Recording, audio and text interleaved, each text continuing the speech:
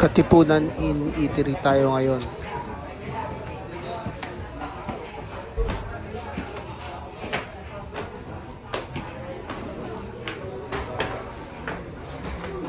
Kahit pupuan tayo.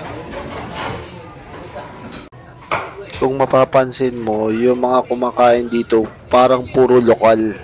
Kaya yung mga pagkain nila usually walang halong mga foreign na dishes. So may mga pinigpikan, sungo, dila, tinuno, pingping, at syempre yung pinunig.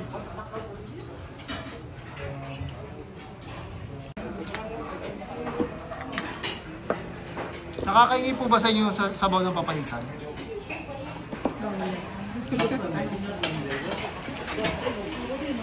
Lagyan ko toyo. Oo, pwede. Sarap po. Tignan natin.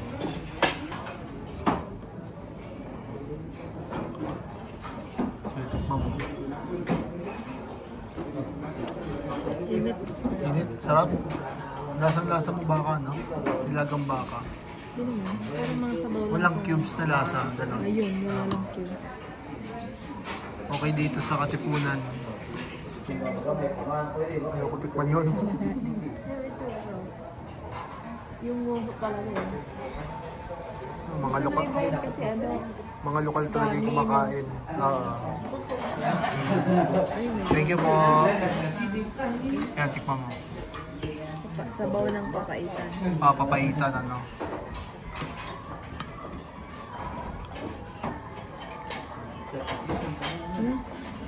Masarap din. Kasang bakit?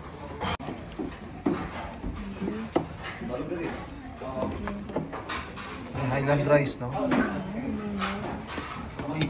Sarap po. Ping-ping. Ito ping-ping.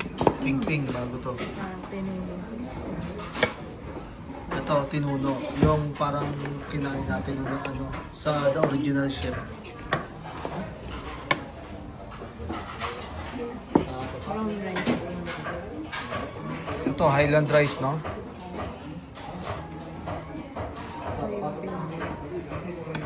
Yung ping-ping. Unahin mo na yung ping-ping. Wala mo nang kahit anong lasa. Ito daw yung ping-ping. Patiin mo.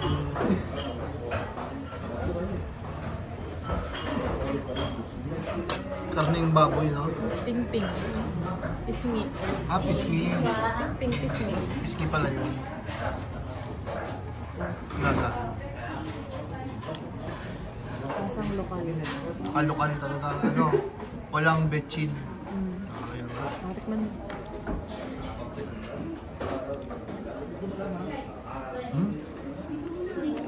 Yung lasa. Ping-ping. Ito naman yung version nila ng pinunig. Maraming bawang, no? Bawang, sibuyas.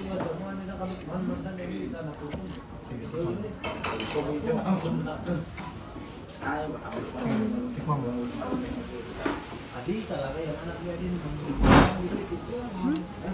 Mas lasa yung dinuguan. Kasi doon sa parang lasang bigan. Mas sarap na. Ito yung parang legit. Sa ano?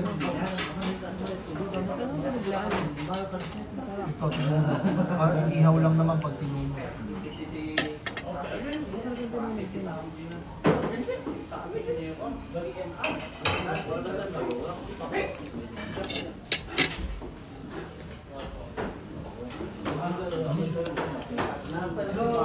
Sarap din. So, pagkakain kayo dito,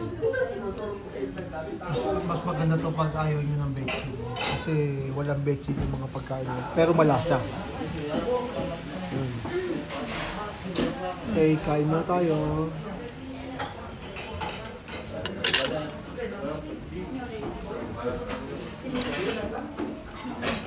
Wala naman to lasa, ano?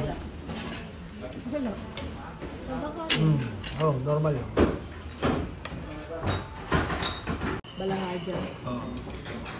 Wala naman may sabi.